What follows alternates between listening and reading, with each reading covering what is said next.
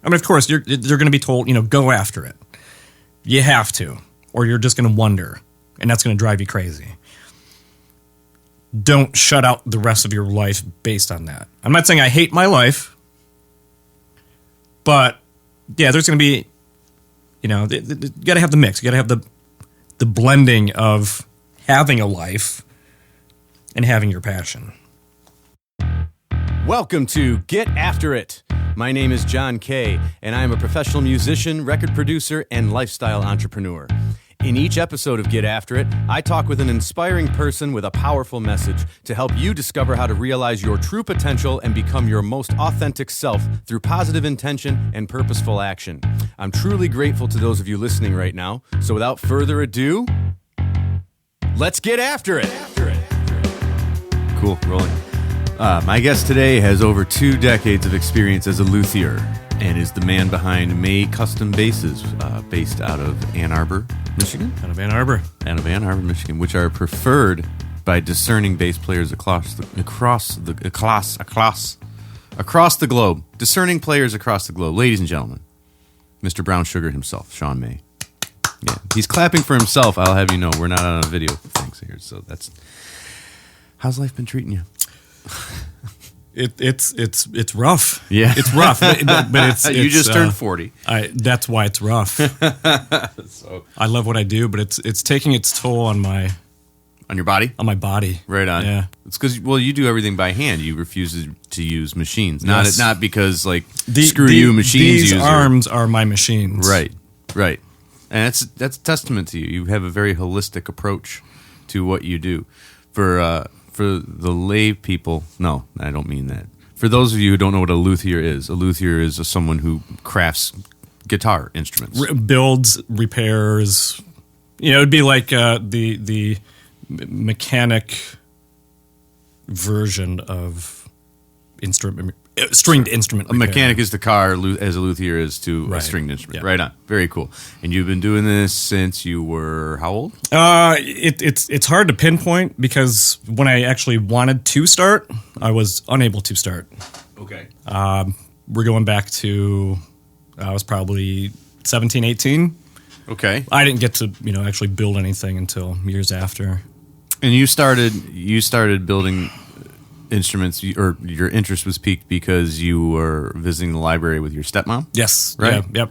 And, 2 hours or whatever to kill and what have you. You've told the story a few times. Yeah. So, I'm sure it's probably morphed into different versions by now, but from what my memory recalls, stepmom loved the library and she would spend hours there. Awesome. So, all I could do, being 17, 18, it's, you don't really want to hang out at the library. So I found the music section and I saw a title, Build Your Own Electric Guitar, which is now, that's like the Bible to builders. You have to read that. It's required reading. That specific book, Build Your Own Electric Guitar.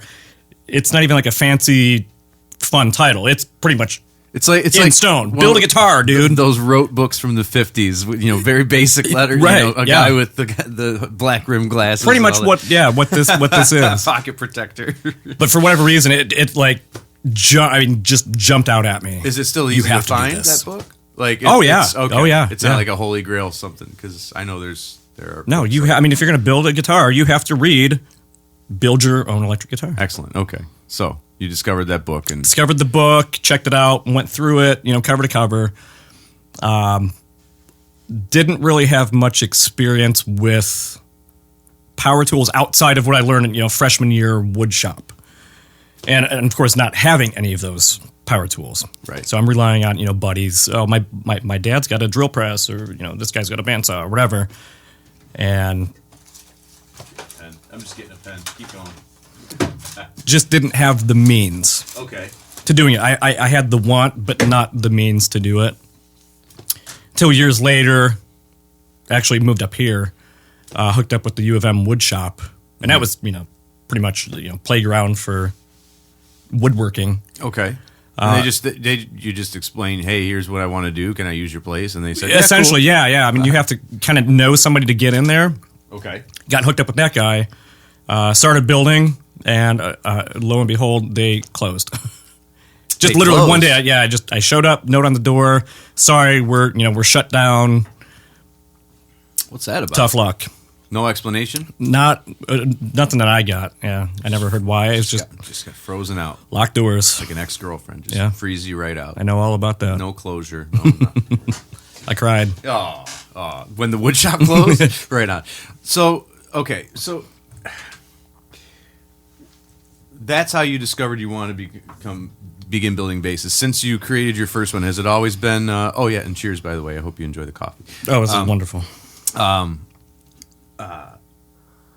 Has the company always been May custom bases since you decided to do this? As far as I can, as a thing, at first I probably didn't have a name. I probably didn't really go by anything. It was just, hey, I'm Shawn May. Here's a base that I made, right? And someday, or at one point, I had to figure out, well, what am I going to call these things? Mm-hmm. You want to keep the name in there, sure. What do I make? Bases, right?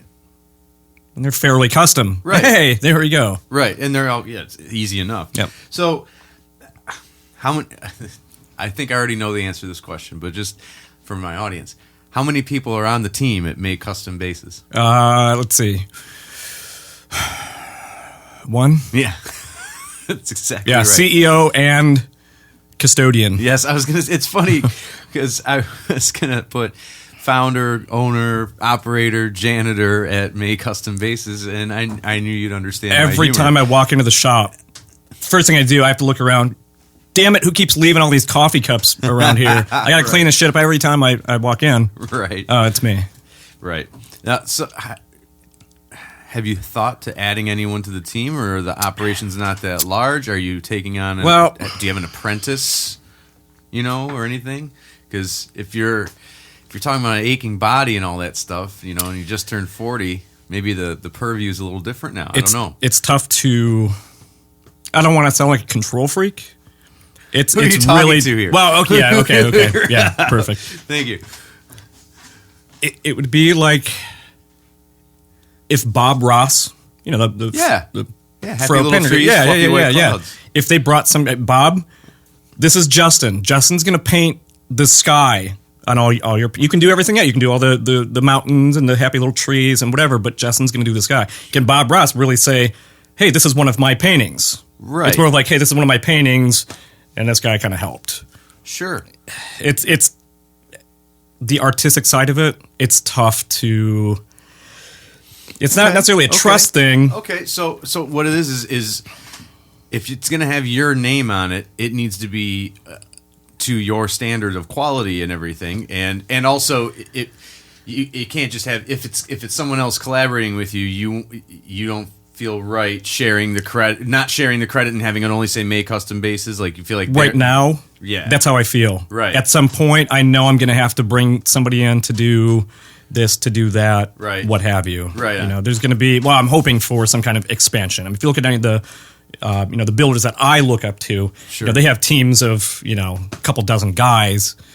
I checked some of them out, and your stuff is, while I don't want to say similar because it's not similar, it's unique, but you wear your influences on your sleeve in a way. Between the four guys that I saw you mentioned, Vinny. Federa, mm-hmm. Jersey Drozd? Jerzy Drozd. Pardon me. And he's the one that corrected me. I actually called Spain once. Beautiful. And got Jerzy Drozd on the phone. Yes, Jerzy Drozd. Okay, yeah, and then a couple other cats. Carl Thompson. Yeah, and there's a huge list. Probably Mike Tobias. Yes, Mike Tobias. Yeah. But the list goes on and on and on. I don't want to get into it too deep because there's probably a lot of people I'd piss off if I didn't. Sure, okay. mention their names, but there's definitely some obvious influence. Mm-hmm. I'm not looking to reinvent the wheel. I'm not looking to a breakthrough new product. Mm-hmm. It's just my version of what's been done before. Some of the influences are obvious. Sure.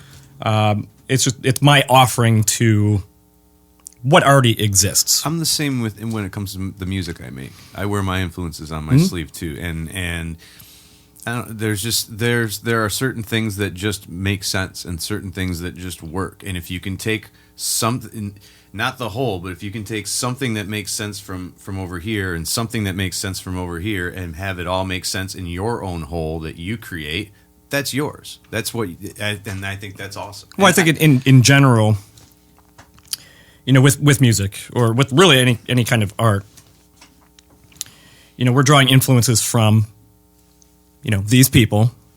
And of course, those people are drawing influences from, and it just keeps going back and back and back and back and back and continue to go on. It's an evolution. Right, exactly. It's an evolution. Yeah. And we're to the point now to where everything's been touched on to a point. Unless you're way out there with your design or, so avant-garde with your music. Right. It's going to be reminiscent of something else. Yes. 100%. 100%. And again, I want to get back to where we were just talking about you being the machine. You do everything by hand, and it's not because you're being snobby about it, but it's because you want to touch it. You think that feel is so important. The process for me, is huge to me. I have nothing against, I've got plenty of builder buddies that use machines. I couldn't tell you the first thing about programming a machine. So, hey, props to them. It's just not my thing. It's for me, I hear this a lot. Oh, you need to relax. All you do is work. Relaxing for me is shaping a neck or final sand. It's a day's worth of back-breaking work, but that for me is, that's like vacation for me. It's tilling the field. Tilling the field. Yeah. Plowing your fields and everything. Yeah, absolutely. Absolutely. It's like a meditation. Meditation. Yeah. Yes. Right on. Yeah. I go there when I started taking martial arts again last year, and when I go there, it's the business stuff, music, anything. It's all done. Right. Gone. I'm here. I'm in Zen mode. Yep. I'm focused. It's spiritual. You know what I mean? When I'm working on a bass, I'm not thinking about when my car payment is due. Right. Or where's that girl? Take us in? Okay, paint a picture. Paint a picture. Okay, you walk into your shop. Okay, and you're in there for how many hours? Generally, on any given day, at least 12. Okay. Paint a picture. What is Let's say you just randomly. Let's just say you start at noon. You go from noon to midnight. No, that's like midday for me. Okay. So you start at 8, 9. Okay, so you start, say, at 8 in the morning. So you go from 8 in the morning till 8 at night. You walk in at 8 in the morning. What does it look like, and how do you get into the next thing you're doing, or the thing that you want to work on that day? How do you decide what I'm going to work on? It's at random. Because you work in batches. You don't just work on one base and go to the next. Right. Okay. I'm usually working on 6 to 8 at any given time, which it's nice because it keeps things new. Sure. It's if I'm working on one instrument, at some point I'm going to say, oh man, I'm sick of looking at this thing. Yeah. Having 6 or 8, now I can kind of jump around and and it's quicker for the customer too. Sure. Okay. What I decide to work on, it depends if I make a list the prior evening. I have notebooks everywhere. Okay. Not just for ideas, but for basically notebooks are my memory. Sure. I'm 40. I can't think of stuff anymore, so I have to write it down. If I actually make a list, then I kind of have an idea of what my day is going to look like. But if I don't, I'm just going to walk in there. I'm going to look at the first thing I see and think, okay, I need to make a truss rod cover for that one. Okay, and I'm going to do whatever process on this one. And sometimes it's just up in the air. Mm-hmm. That's pretty much it. Yeah, I had no rhyme or reason. Are you listening to music when you work and everything? Have to. Yeah. Okay. Yeah. Right on. And actually, to that point, I hate to go down a little dark path, I suppose, but we just lost Chris Cornell, right? That was a tough one. And I know particularly for you, I saw you mentioned something about it, about how when you're jamming in the shop, you listen a lot to Soundgarden and Alice in Chains and whatnot. Why all these 90s grunge, alternative, whatever, Seattle scene guys, why are they all these singers dying? For a couple of them, at any given time, if anybody asks me what I listen to, sure, interchangeably. 1 and 2, Alice in Chains and Soundgarden. Okay. And that shows my age. You know what I mean? Sure. 1993, if I could have 1993 back in a heartbeat. But, guys like, Lane Staley, it wasn't a secret that he had a heroin problem. Right. So it was more of a matter of time. It still sucked, sure, but it was more, Right. Well, he was messed up, right. So. And I think you think of that, and you think of a guy like Scott Weiland too. Yeah, again, we all knew what was going on. But and not that necessarily that they're all from the same place or whatever, but Kurt Cobain, Lane Staley, Chris Cornell, Shannon Hoon, the singer of Mother Love Bone, who I forget. Oh, Andrew Wood. Thank you. Yeah. Okay. Who was Cornell's roommate. Okay. Bradley Nowell from Sublime. Like, all of these guys, what the fuck? like it's I don't know. They're all Gen X. There's a lot of cynicism and depression. Well, I mean, there. you can take really. You and I are the tail end of Gen X, right there. You could take any era. Sure. Same thing with all the Club 27 with Jim Janis Morrison, Joplin, Janis Joplin, Jimi Hendrix. What happened? Brian All these Jones, greats are gone. Right. So I don't think it's really any different. Why? Yeah. Well, it's it's a hard question to answer. But the Cornell thing, for me, I think it felt more like I was losing an important memory of that era. I loved not necessarily being in school, but just that, being 16, 17, being in a band, the music that I liked, and somebody just kind of yanked that out unexpectedly. And they were touring. They were about to be touring again and doing stuff.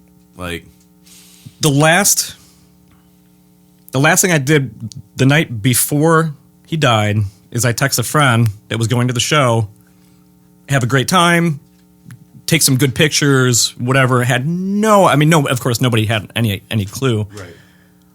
Woke up the next morning, saw that, assumed it was some kind of hoax because those get thrown around.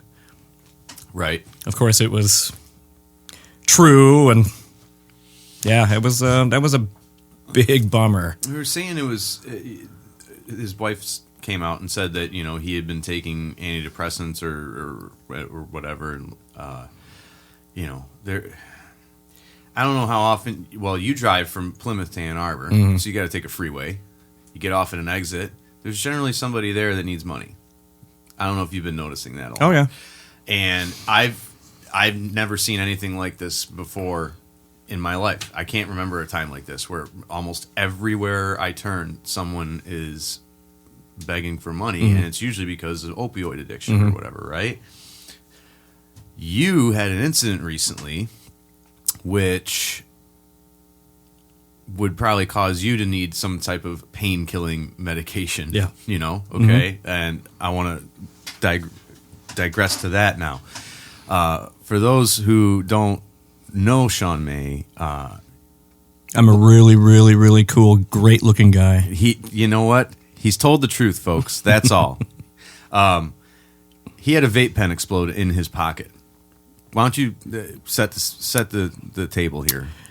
About 2 years ago, I smoked. I started smoking when I was 18. I was walking to the smoke shop to get a pack of cigarettes, and for whatever reason, I just made up my mind that I wasn't going to. I was going to get one of these. Kept hearing about these electronic cigarettes. Sure. So I got one, and they got bigger and more powerful and what have you. But I still didn't really know a whole lot about them. I was just relying on what people were. Here's what you need. Mm-hmm. So I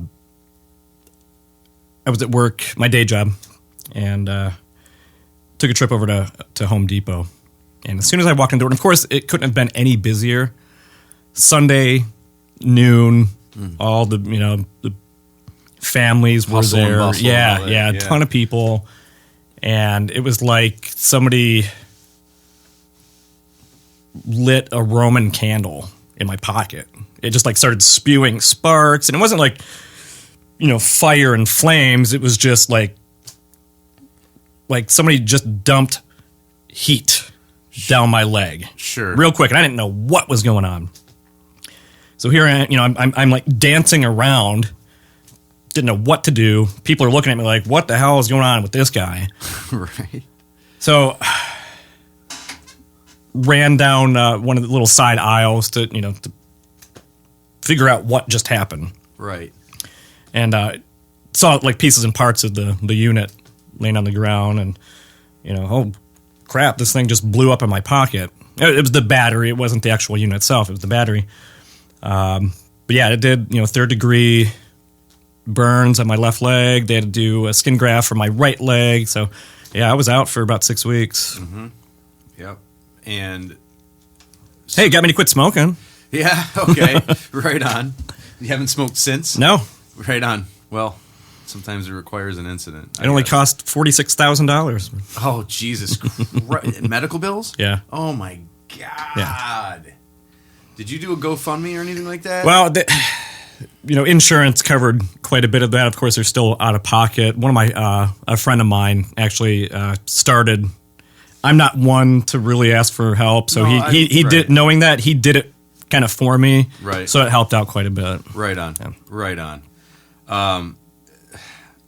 Did you have to take pain medication coming out of that? I did. Okay. I'm not a huge fan. Well, of course, when you're in that much pain, you'll pretty much do anything to get rid of that pain. Oh, yeah. But of course, they send you home with, here's a 2 weeks worth of pain meds. Mm-hmm. And if I didn't absolutely need them, mm-hmm. I didn't take them. And I ended up, throwing away half the bottle. I'm not a fan. Right on.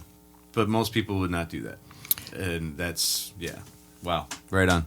And you don't smoke marijuana. So I do not. Right on. Right on, man.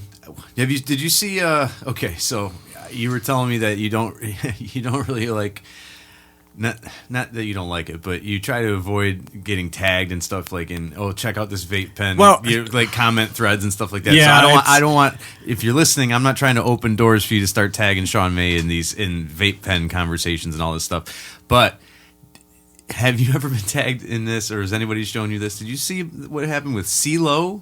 No, I mean I know the name. You know who he is, though, yeah, right? Yeah. Okay. So there was this video going around that went viral of him talking on a cell phone in a recording studio, just like on the security cam footage, and it exploded in his face. Like one of the Samsung phones? Yes. And since then, anytime he's appeared in public, he's been wearing a full-on mask. Like, he looks like a transformer. Almost. Wow. Anyway, all right. I didn't know if you'd seen that. It's really funny. No. Well, and that's kind of the... Yeah, I'd rather not get into any kind of arguments. I don't want to be the for or against, or just, it happened. Right. And that's it. I don't want to argue about anything. Just leave me out of it. Right. And see, that's a testament to your stoicism, because you're a very stoic cat in your practice and how you approach your craft. Even I'm in there for 12 hours. I'm focused. It's my meditation. Yeah, it's so good on you. It's so much. What did you learn from that situation besides I need to quit smoking? I need to learn how to play it off cooler, because I how to play it off cooler. I could have just sucked it up and walked down the aisle and screamed like a little girl. But okay, Jesus, what did I learn? Yeah.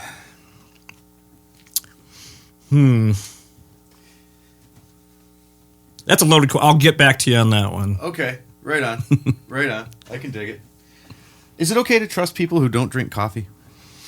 Not in my world. Okay, good. Not in mine either. I just wanted to make sure I got that out of the way, too. So you talked about, you said earlier, when I moved to Michigan. Take us back. Where did you grow up? What were mom and dad like? Do I have to say? You don't have Cleveland. to. Oh, I see. Yeah. I see. No, it's, hey, man, they may bring home another NBA Finals championship. I'm like Mr. Not Sports. Sure. I went to, I think the one Tigers game that I went to since I've lived here was against Cleveland. So I'm kind of, stuck in the middle. Who do I root for? That's funny. It's really, either team could win, and I could say, ooh, that's my team. I wore a white T-shirt. That's funny. So you grew up in Cleveland. You moved to Michigan when you were what, like in your early 20s? Yeah, early 20. I was born in Kentucky. Okay. So at heart, I'm a hillbilly. Okay. Grew up in Cleveland. Typical, just like Detroit. It's typical Midwestern town, bored. Sure. Got into music because there's nothing else to do. Yeah, what made you want to become a musician anyway? Because Dad. Okay. Well, in a way, I mean, I grew up around. My dad's a bass player, so I grew up around. Okay. So it was kind of instilled into me, early on. But the final push to start playing was a guy that I used to skateboard. So did I. Right I think we all did. Yeah, right. People of our age. Sure. That's why our bodies are wrecked. But a guy that I used to skate with, he broke his ankle. It's like obviously the worst thing that can happen. Right in the beginning of summer. Oh. It's like, you got 3 months off of school. You broke your ankle, and all we did was skate. So what are we going to do? Right. So his dad bought him a guitar, kind of pass the time, and he knew that my dad played. He's like, dude, go grab your dad's bass, bring it over, we'll jam. And it was like, I got a taste of it, and that was it. Right. Yeah, I never picked up a skateboard again. Really? Okay, right on. Yeah. Yeah, that's pretty sweet. So you haven't skateboarded since? No, I've tried. And my mind says, oh, yeah, you could totally pull off that double kickflip. My ankles say otherwise. That's funny, dude. It's true story. Last night, I skateboarded up to the corner store. I couldn't make it to the corner of, the block. Yeah, I tried a couple times going out with my buddy Cody, and it's hell on the body. Oh, yeah. When you haven't been doing it for years. So you said there's nothing to do. What were like the socioeconomic conditions where you were growing up? Like what did mom and dad do besides he played bass? Mom worked, just typical, we weren't like Wall Street bankers or realtors or anything. Just, mom worked at a newspaper. Dad, interior painting. We did okay. But it wasn't, a lavish lifestyle by any means. That's why I say it's, typical, So your dad small was town an interior painter. Yeah. Okay. Yeah. Right on. Well, art.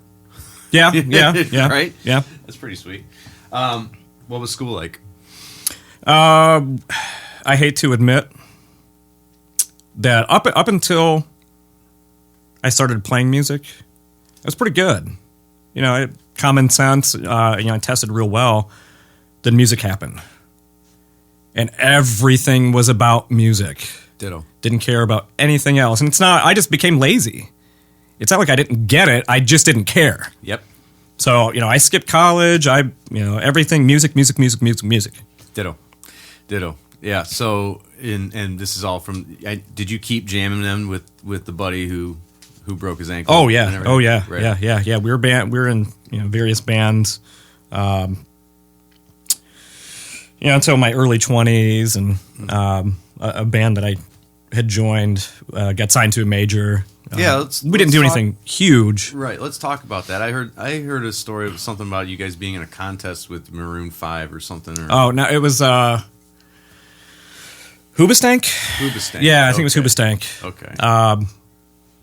It was a chip company, like Ruffles or something. Okay, right on. Had this, and it had different genres. Okay. So if you were a blues band, or if you were, whatever, you would submit, and they'd take the best, what they thought the best four, and they'd have a winner out of each genre. Sure. And I think Hoobastank won, and that's actually, I'm pretty sure that's how they got signed. Okay. But I think it was enough, at least for us to get noticed. Gotcha. Word gets around, and hey, maybe we should check these guys out, and right. And at that time, there were a few other bands that were already getting signed out of Cleveland. So you know how it goes. Seattle was huge in the early and mid '90s, and Atlanta had a few years, and for a minute and a half, Cleveland had somewhat of a spotlight. So bands were getting looked at, and I think we just kind of right place, right time. Detroit was that way for a hot minute in the early aughts.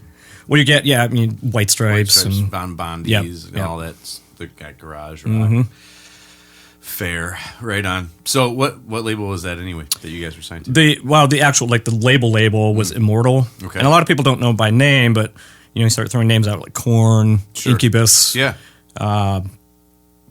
They didn't have many bands, and that was kind of the deciding factor why we decided to go with that label. Is more attention. You know, we had other labels, you know, RCA and MCA. Rather than be a little fish in a big pond, you want to be a big fish in a little pond. Exactly. Yeah, right on. I can dig it. I can dig it. I made the same decision when I moved to Nashville. I could have worked at Blackbird Studio, or I could have worked at Welcome to 1979, which was just opening. I'm like, I'd rather work at the just opening one, and try to become a part of, you know, something that's building rather than go step into something that's, you know. What about that experience did you like, and what about it did you not like? About the band? Yeah, just I don't want to say about the band. It was more just, you know, getting signed and the business of the band, or whatever. Yeah, and that's exactly what it is too. I mean, you do get to see, you know, not that I just, you know, basically dip my toe in the water. That's as much as I got into it. Sure.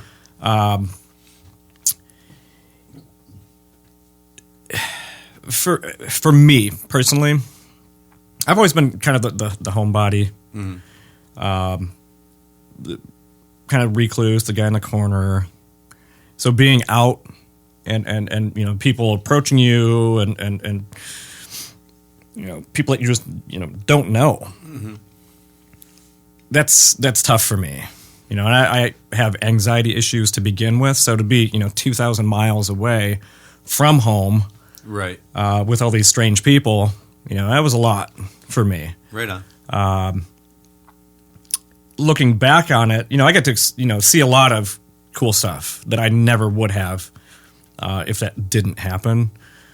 It's just I'm not necessarily cut out for that lifestyle. Okay, sure, right on.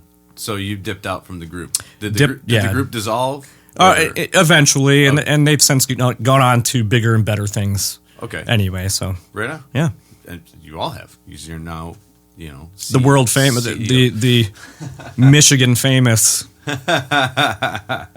Well, you know, it's, you say that, but what's funny is when I talk about you, if people ask me about, you know, who to go to, I know that what you're doing, you've got your own thing going. You don't really, I don't think you do a whole lot of repair work unless it's through, you know, because you work at Guitar Center. Yeah. So as the luthier there. Right. So you don't do any repair work, you know, in your custom shop. You're doing. No, it's all dedicated to building only. Right on. So when people ask me, you know, they say, hey, I want to get a guitar, you know, set up or I repaired or whatever. There's two names that come to mind, yours and Tom Pellerito. Yeah, there's a, you know, a bunch of great techs around. I don't know them. And so that's why. I know I've seen their work. You know, I'm that type of business. And I think just like music in general. You know, there's the people that, you know, oh, you need a drummer. These are the guys that you want. But if you ask any one of them, they're probably going to talk shit about the other guy because you want the job. That's just part of the business. But I've seen there's quite a few really good luthiers in this area. Not just, you know, repairers, but builders as well. And I keep running into, you know, I always thought it was a pretty rare business. You know, people that build guitars. How many people do you know that build guitars? Probably not many. Right. But because I'm one of them, you start running into all these different people. Oh man, you're right down the street from me and you build? Wow, I had no idea. Yeah, because you find out there's a whole community out there that you weren't involved in or exposed to. That's exactly what it is. It's definitely a community. And now I would never, ever put myself up with like the people that I mentioned earlier, the influences, the Mike Tobias and the Carl Thompson. I would never, I mean, that's what I strive to be. Not saying that, you know, rubbing elbows with them, but just the fact that at some point through, whether it be a forum or just word of mouth, those guys have probably at least heard my name once. Sure. Right. That's, I mean, for me, that's huge. Right on. That's absolutely huge. I'm talking one-on-one with Steven Sukup. Right. You don't know Steven Sukup. I know Steven Sukup. Okay. That's, you know, that's my Michael Jordan. Sure. Okay. It's okay. That's the thing. I'm ignorant as to that. But yeah, absolutely. Absolutely. And, you know, if they compliment your work or whatever, it's going to mean a hell of a lot more than, you know, the random guy coming in and, oh, hey, nice bass. Yeah. Yeah. Well, you know, and they're, for the most part, everybody's been so cool about, you know, giving advice. There's a builder out of, he used to be out of, I think it was in L.A. He's now near Columbus, Ohio. He's basically like my big brother. He's called me and yelled at me and, look, man, you're not doing this right. You need to do this and you do that, and kind of guide me. He could just as easily tell people that, oh, that guy's crap. He's got a crap product. You don't want anything to do with him. No, he's like building me up and helping me out. And that's pretty much how everybody's been within this builders community. And and would you say that's unique to you, or do they do that for everyone? Oh, no. I say we because I've had people contact me, I need advice or whatever. Sure. Yeah, everybody is like that with everybody. Well, okay. So to that point, how do I want to phrase this? I'm kind of surprised by that in a way, because you would think competition. Most people do. Right. Most people absolutely do. That's why it's surprising. At the end of the day, though, your creative work is going to be different from the other person's creative work, and the things that you're sharing with each other are probably some of the fundamentals of, hey, here's why you need to approach this. Not the what, but the why. Why? Does that make sense? Or I think when it comes down to it, the customer is going to choose. I don't think they're going to be persuaded or dissuaded because of someone's preference. If I say, hey, you want one of my bases because this guy's you place a premium on preference. You are known to place a premium on preference, and it permeates not just how you approach making a base for one of your clients. It's also one of your life philosophies. Is why preference is what you prefer is different from what I prefer, and that's okay if you're happy about it. Why? Okay, this all started because I don't like cheese. Okay. Well, what would be your response to that? If I said, I'm fine, John, because I'm not a huge fan of cheese myself. Well, yeah, because now we're talking about it. I swear to God. If I met you on the street and I said, hey, man, how's it going? Right. I don't like cheese. You would say, what's wrong with you? You are crazy. Most people. It's so good. Right. It comes down to preference. I don't like it. It's my preference. Right. End of story. So it's always been a preference thing for me. I try not to get into it with, what music someone likes or whatever. Right. Hey, if you like that and I don't, okay. Right. You just move on. You're not judgy about it. No. Right. I try not to be. I might, occasionally slip and say, oh, this band sucks. Right.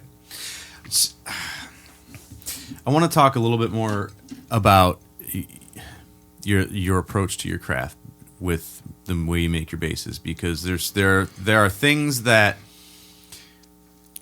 I see, or that I've gleaned from looking at your work, because we've been connected, for 8 years or whatever online. I've seen your work evolve, okay, but there are some of your preferences shine. The tops that you use, you really like the out there woods, which I dig, and I think they make your work stand apart. And you really put a lot of I feel like you really put a lot of work ahead of the actual build, talking to the client, interviewing them, finding out exactly what they want, what their preference is, because preference is near and dear to you. Talk about if you had to build a base based on the average of your client's preferences. Describe what that base would look like, what it would feel like. Well, you had mentioned, with the fancy woods. The thing is, with the fancy woods, they're available. They're available to anyone. I'm not the first to use it. I might have I wouldn't agree, but I might have my own style, the way that I use them, or in conjunction with other woods. But again, I don't think I'm really doing anything necessarily different than most people would. Some people don't like that. Some people like simple. They like the workhorse. I need it to be functional.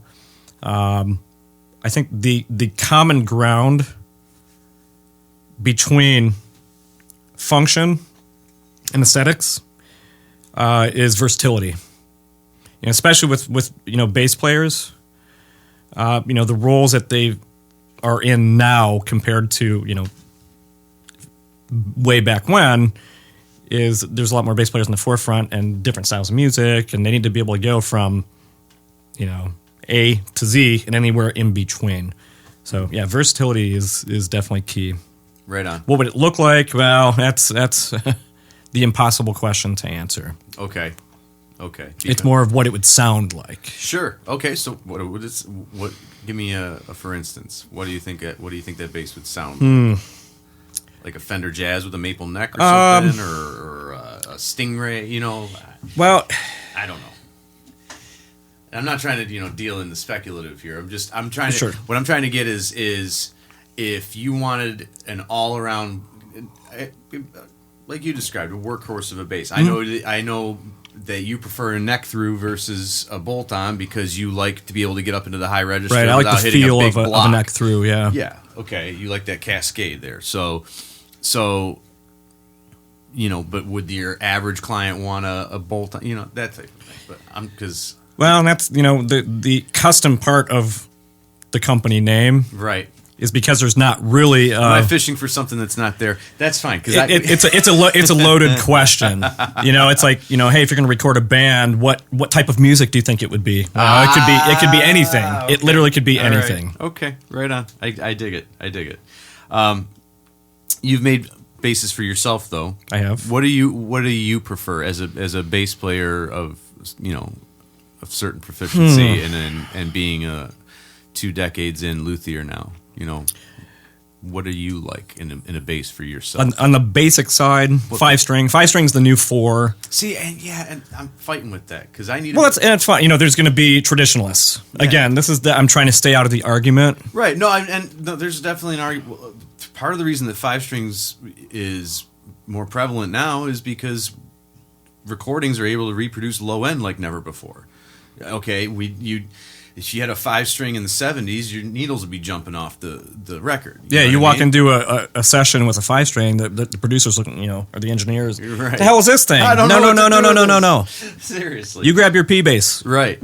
But now, you can get those lower registers, reproduced through all the digital, recording technology and everything. So I get it. It makes sense. I'm not trying to fight the future. It's just such a low farty tone to me. Anyway, I just can't. I don't feel bass the way that a bass player feels bass. It can be.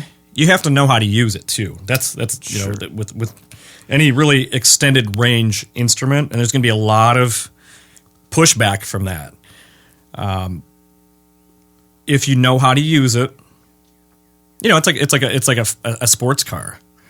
Have you ever driven a Ferrari? No. Okay, well, if you haven't, and no one said, hey, by the way, this is not like a normal car. If you're not told that and you get into a Ferrari, what's going to happen? You're probably going to spin out or wrap around a tree or something. Right. You have to know how to handle it, really. Right on.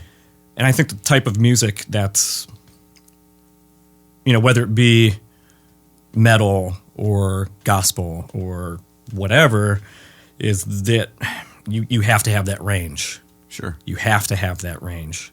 Especially in the lower, at least, for bass, got to have those low notes. Sure. Right on. So you're in the 5-string world now. So for your bass, you would have a 5-string. I've just been playing 5 for so long. It's just, that's what I'm used to. Right on. This coming from a guy that owns 4-string basses, by the way. Right. And you like a heftier bass. I'm getting older. Really? Oh, okay. Yeah. You look the same, so that's okay. It's a curse. My back is saying, you got to stop with these heavy basses. Sure. I like it feels solid. Right. I don't want it to feel like it's going to blow away in the wind or fall apart or something. But right on. Again, preference. I get guys that, hey man, I got some major back problems. I need this to be light. Mm-hmm. I'll figure it out. Yeah, right on. So don't pick like Coco Bolo or Ebony. just unless you really hate me. Yeah, because you're working with your hand. Those are hardwoods. Oh, well, the one I brought with me today, that's solid ebony top. Really? I mean, that's holy moly. Yeah. It's all right. I'm gonna look, bust it out real quick. I want to check it out. Of course, for an audio interview. Yeah, exactly. I don't care. I get to touch it. I'm here. Sorry, listeners. I get to handle the bass here. So sweet. Holy moly. Oh, so this is in production. Oh, yeah, it's still gotcha. It's still rough. Okay, right on. Neck through and everything. Yeah, it's beautiful. Okay, and now do you swap this out or you keep the wood plate there? No, I keep the wood. That's awesome. Yeah. So the for those listening, the cover for the electronics on the bottom of the base is made of the same wood as the body of the base. And if you pull that cover off, you'll see how it's secured. Magnets. So if you know any kind of quick magnets, how do they you need work? to get in there. That's great. So you don't have to use a screwdriver. Right. Is this specific to this particular, or have you done that before? No, I do that pretty much exclusively on. Really? I had a customer request that, and man, that's a great idea. That's fantastic. I'm totally going to steal it and call it my own. That's great. Remember, Picasso said, "Good artists copy, great artists steal." This is fantastic, man. This is really nice. But yeah, you're definitely got the heft to it. Yeah, and that's solid ebony. That's going to add some weight to it. It's pretty great, man. It's pretty great.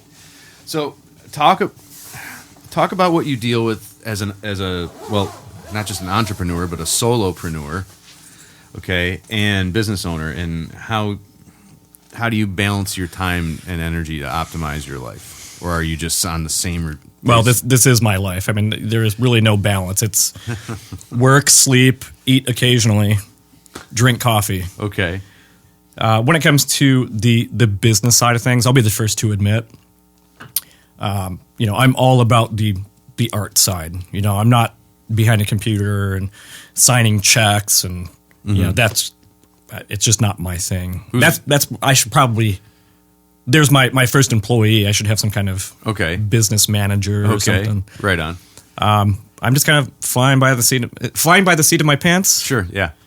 And it's worked. So yeah. So you're not wanting for clients. No, it's been pretty steady. Yeah. I've had people suggest, you need to advertise more or do this or do that. And as of right now, the way that it fits into my life, it's perfect.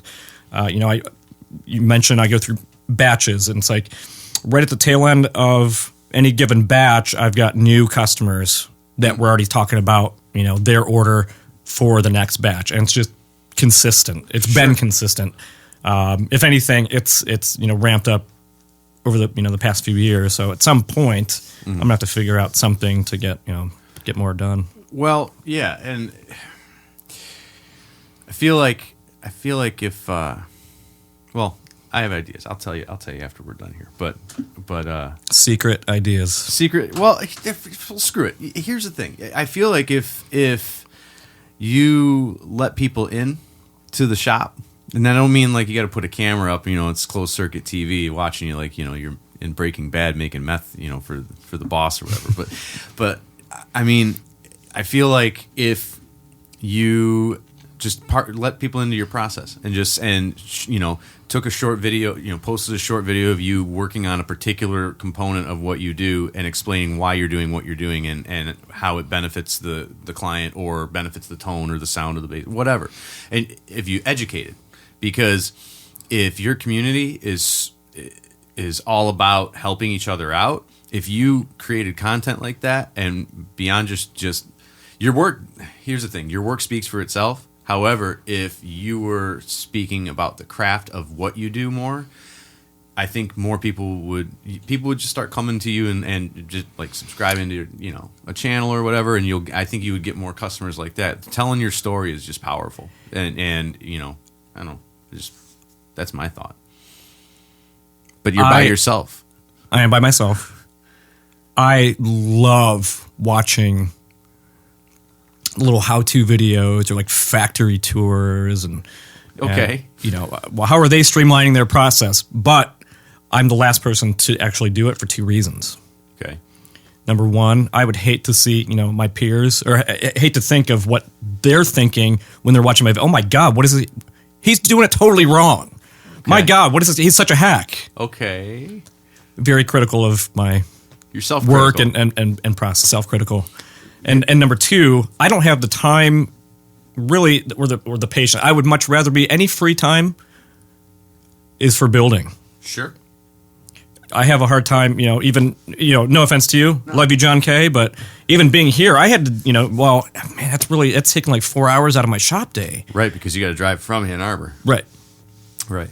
So I appreciate your time. I do it because I love you. I appreciate you, bro. Right on. Well, what is the most important thing that being a luthier has taught you?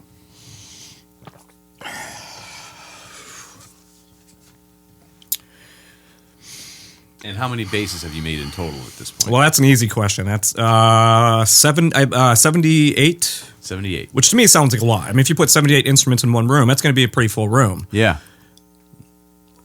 I've got friends that are in, into the thousands. Okay. So I'm just, small time here. Yeah, but they've been doing it longer, yeah. And a lot of them do it for a living. Right. First question. That's a loaded question. All this philosophical stuff. Yeah. Is, I'm much more mechanical, structure. I start thinking about, it's like asking me about lyrics to a song. Sure. I don't listen to lyrics.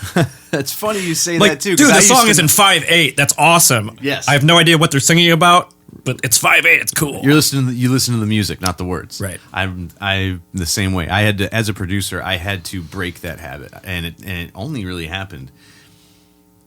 It only happened, I would say, halfway through my years as an engineer. So sorry to the clients I had in the first half of my career.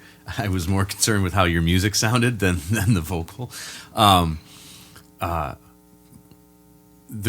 reason I asked that is just because I like gaining insight into there's a lot of you're a skilled craftsman, okay? At the end of the day, that's what you are. You're an artisan, and what you do is isn't quote unquote normal. You know what I mean?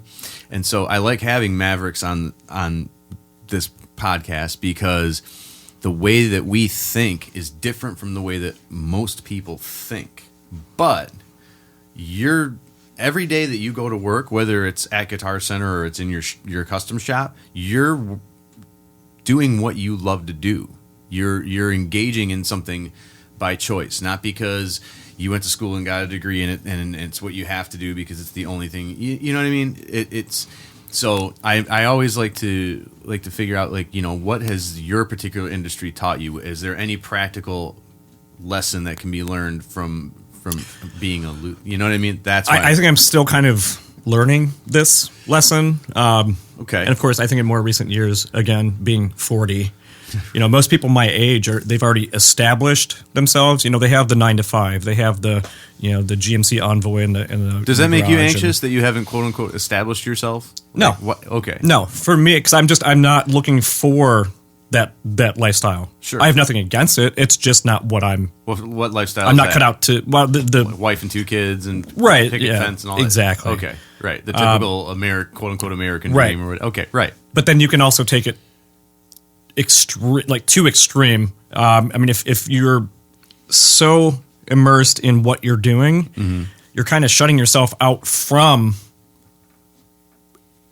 Friends and I'm not saying that I don't have friends and whatever.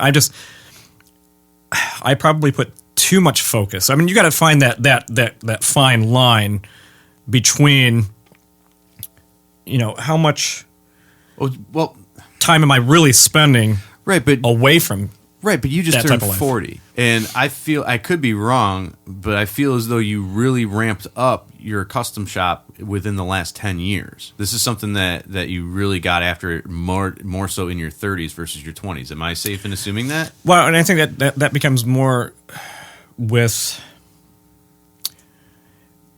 if any given product is introduced, it's probably not going to be that big of a thing. It's going to take time. No. Of course. What I'm saying though,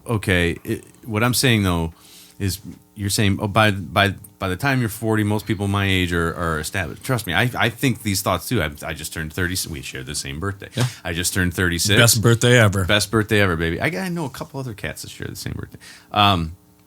But turning 36, I'm like, all right, I'm looking at 40 soon too. And we all sometimes compare Schlager, right? And you look around, you go, most people have this and this by the time they're this age or whatever.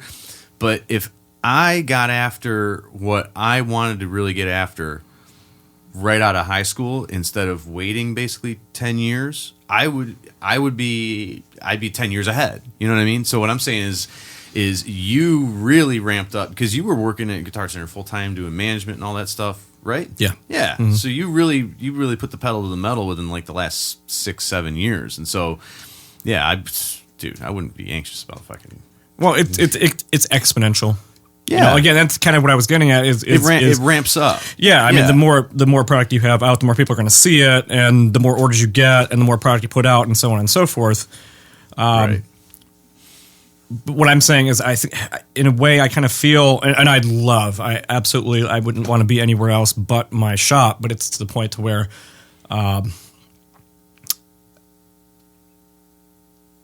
if at any given point, if somebody asks me, hey, what do you do? They don't even ask me anymore. Hey, what are you doing on this day? Right. They just already automatically assume, hey, I was going to ask if you wanted to go do this, but I already know you're going to be in the shop. Right. Okay. So it's finding that balance between right a life right and your art, or if you want to make your art your life.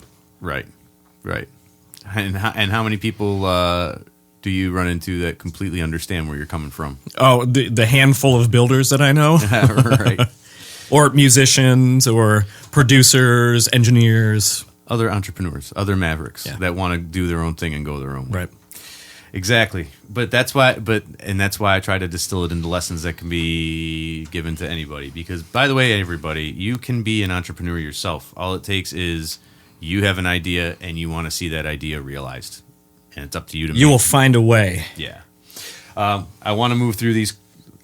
There are questions I ask everyone, and so I'm going to go through those now because we got about 10 minutes left here before you got to scoot out to Ann Arbor. How often do you talk to yourself?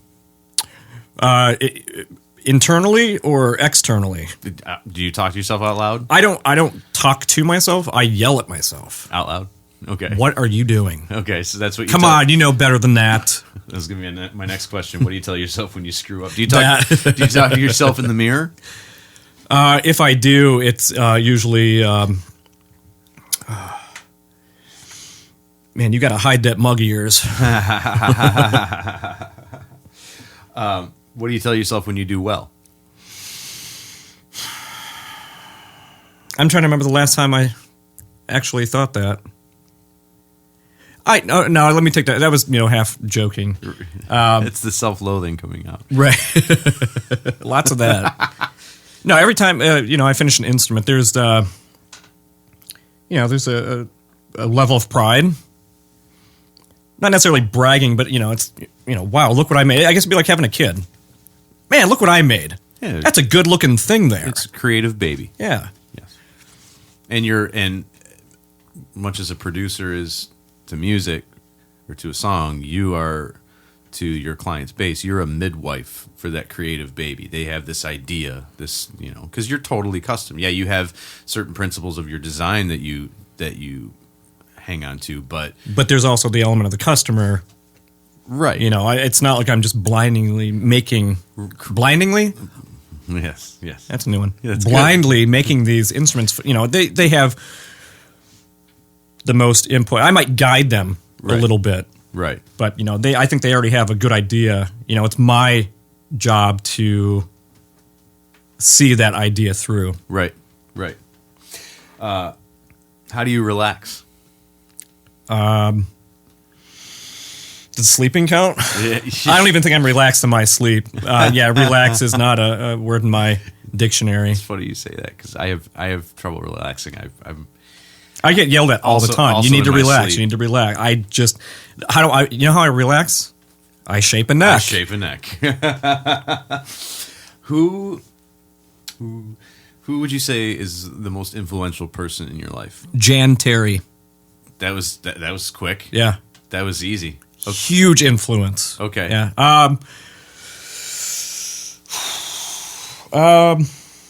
Probably my dad. Okay. Again, being the musician, I can see a lot of his habits. Could be good and bad. In myself, not just my playing, but life in general. Sure. If of all the lessons that you learned from your dad, if they were all being thrown away and you could only remember one lesson that he taught you, what would that lesson be? Don't use a screwdriver to pull a spring towards you while underneath the car. Okay. This obviously has a story wrapped around it. Yep. Okay. I was probably, 8, 9. And my dad was under his Thunderbird, doing whatever. And I hear him yelling, not like emergency yelling, but like, bring me a glass of water type yell. So I run out there and I see his feet sticking out from underneath the car with a river of blood next to it. And, freaking out. Right. And he's kind of laughing.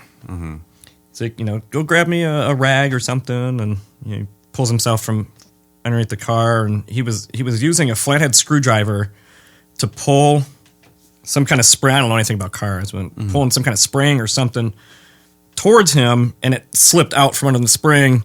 And it went in his nose. Oh. And it wasn't as bad. It's just because, nose injuries. Sure, it's just, blood city. Yeah. But I learned not to do that. Okay. That's good. That's a good one. What makes you laugh? You. What makes me laugh? Yeah, but looks aren't everything, Shawn. Jan Terry videos. We'll talk about that later. All right. What makes you cry? The end of Friends. The end of the sitcom Friends? Yeah. I don't know. Sure. Fantastic. Shawn doesn't cry. Tell me about Tell me about a time when you truly suffered, and what did you learn from it? I can only imagine the leg. Well, the leg, yeah. Well, with that, yeah. I mean, it wasn't fun, but I wouldn't call it suffering because I probably needed some time to just lay on my ass. Okay, sure. Fair so enough. we won't even call that. Okay, so tell suffering. me about a time when you truly suffered, and what did you learn suffered. from it? I had a really, really rough time. Actually, this was more recent. I didn't have any control over it, and that was the worst part. Is when it's out of my control, it's really, really frustrating. The shop that we have in Ann Arbor, it's an older building, and they're remodeling the upstairs. And during this remodel, we were having issues with leaks and electricity problems and concrete pouring all over our stuff, and it was just wreaking havoc on not just our shop but some of my build. And I'm trying to work around it, and it was just to the point to where I thought I was gonna have a nervous breakdown because of it. I mean, this is what I live for, and it just felt like it was just being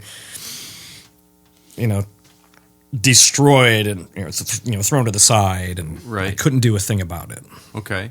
So I would call that suffering. Yeah. When you can't do what you're put here to do. Right. Yeah.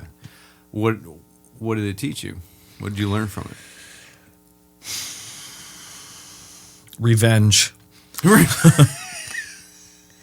That there's going to be certain forces that are out of your control that you just have to learn to deal with, and I'm not good with dealing with that kind of stuff. I'll be the first to admit that. But there's nothing else you can do at that point. Okay. You just kind of have to figure it out and work with what you have. Acceptance. Oh, I hate that word. I know, right? I know. In that context. But you must.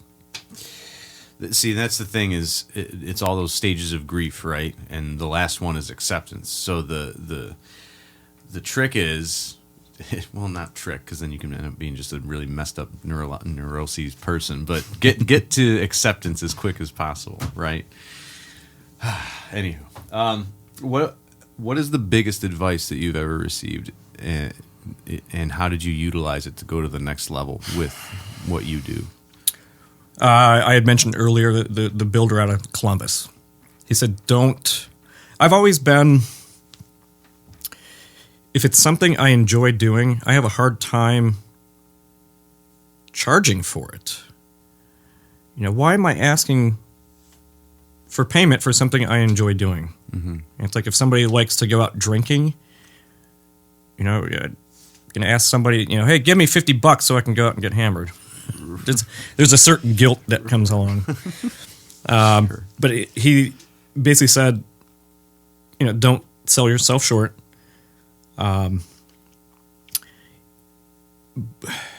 You can easily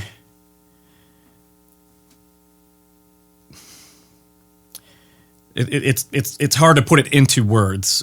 You can negatively value your worth if you're not charging for it. I mean, maybe that's generically speaking. If you're not charging enough for what are you saying? If you're not charging enough for what you do, you're lowering your perception of your value exactly in your market. If you walk into a car lot and you see a $40,000 car and a $10,000 car, that $10,000 car could be as good as the 40, but you're just automatically going to assume that it's garbage compared to the 40, right? Just based off the price, right? It's perception of value. So you want to make sure you have a good perception of value, right. And that's another reason why you want to make sure that if your name is on it, it is of a certain standard, a certain quality, all that stuff. Absolutely. Yeah. Okay. And so, taking that advice and wisdom from him, you were able to raise my price to where it ought to be. I should say where he should be. Sure. Okay. Right on. Good for you. And you haven't lost clients because of it. No. And am I safe in assuming you've had a client that bought a bass from you previously and has since bought another bass at a higher rate? I have repeat customers. Good. Three-peats. That's good. Define success. And just so for all these questions, there's no right or wrong answer. It's just your answer. Am I getting scored on this? Yes. You'll get your results in the mail in 10 business days. I think, of course, most people think success as stuff. Stuff or money, right. Money equals stuff. Sure. For me,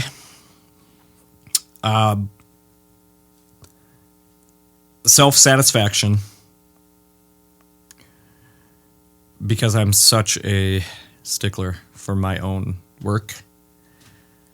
If I could get to a point to where I don't think I'll ever think it's good enough.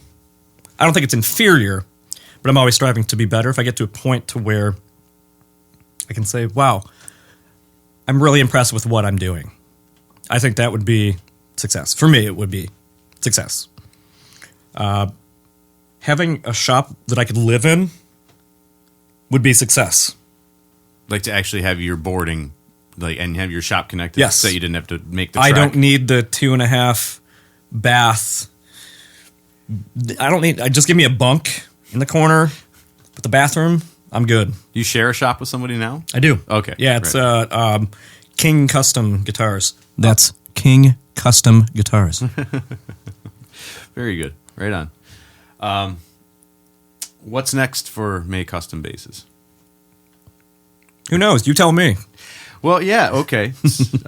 I like that. I will tell you, Dan. I will tell you. You got batches going right now and everything. Right? Yeah, that's one. Basically, what's next is continue what I'm doing. Just keep going. Right on. What's next for you in regard to your growth as an individual?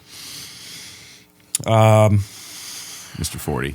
Yeah, I was going to say, not hurting so much. Okay. So exercising, damn it. No, I won't. See, I could get you in a kettlebell. No. Get yourself a jump rope. Best exercise I will tool. find every excuse. 20 minutes and it's not even the physical aspect of it. Mm-hmm. I wouldn't consider myself out of shape. It's the time. I never have the time. And I'm okay with that because it's a great excuse. Who has time? But if we don't take time, how can we ever have time? Matrix? No? Fan of the Matrix movies? Oh, yeah. Right. Okay, good. Hey, Keanu Reeves, bass player. Really? Yeah. I did not know that he played bass. I don't know how well, but okay, so he's known as a celebrity bass player. Okay, so this is now this is my next mission now. Is I need to now connect you and Keanu Reeves so that you can custom make a bass. What would he say though? What do you say? Yeah, what would he say? Can you do the voice? When he gets his bass, he's going to say, "Whoa." That's it. That's it. That's all he needs to say. Fantastic. Okay, so where can people find you and reach you in order to get a bass made or talk about Luthier or whatnot? MayCustomBasses.com. There's links to my email. I think my number's on there. I like to keep pretty personal connections with people, so I'm not hesitant really to give my number out. You know, I text with clients all the time, or email, or what have you. Of course, there's Facebook personal. There's the May Custom Basses page. Shawn May personal is SHAWN May. The right way. Correct. Right on. Cool. And you, did you do the Flophouse reunion show? I didn't do the reunion. Okay. Because I knew that I ran into Brian. Yeah. And he was telling me that they were doing a... Well, the guy that they got to play bass, I ran into up at the store.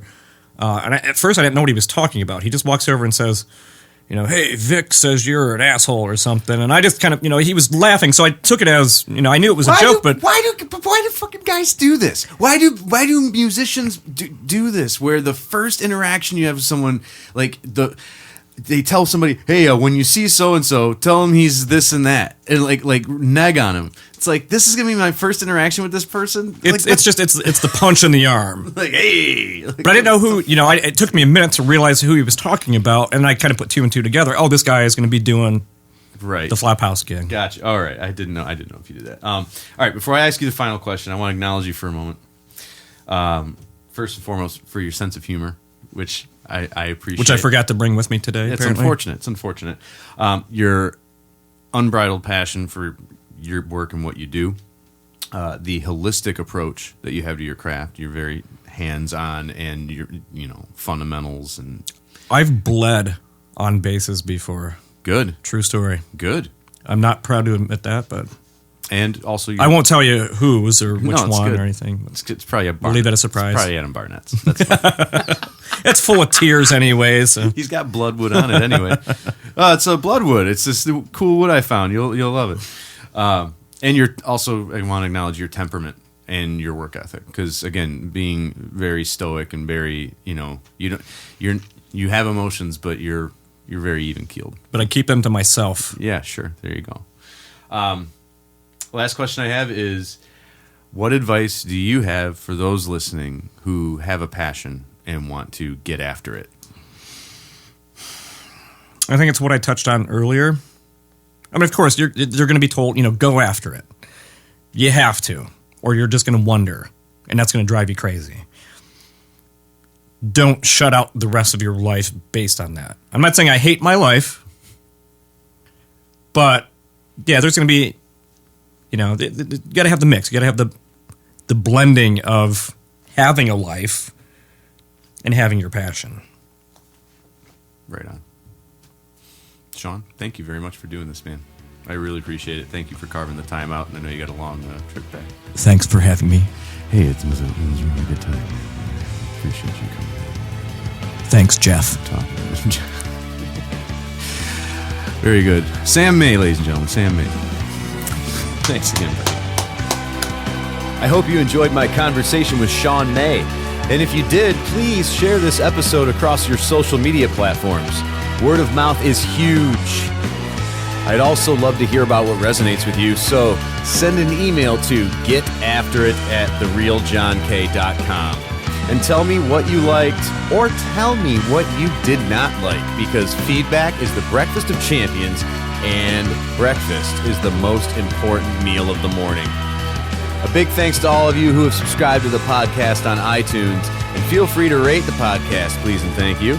In addition to subscribing to the podcast, join my official mailing list and you'll stay up to date on all of my new releases and happenings. Just send an email to getafterit@therealjohnk and say, sign me up. The next episode of Get After It will feature Velda Garcia, manager of the band Battlecross. But until then, you get after it.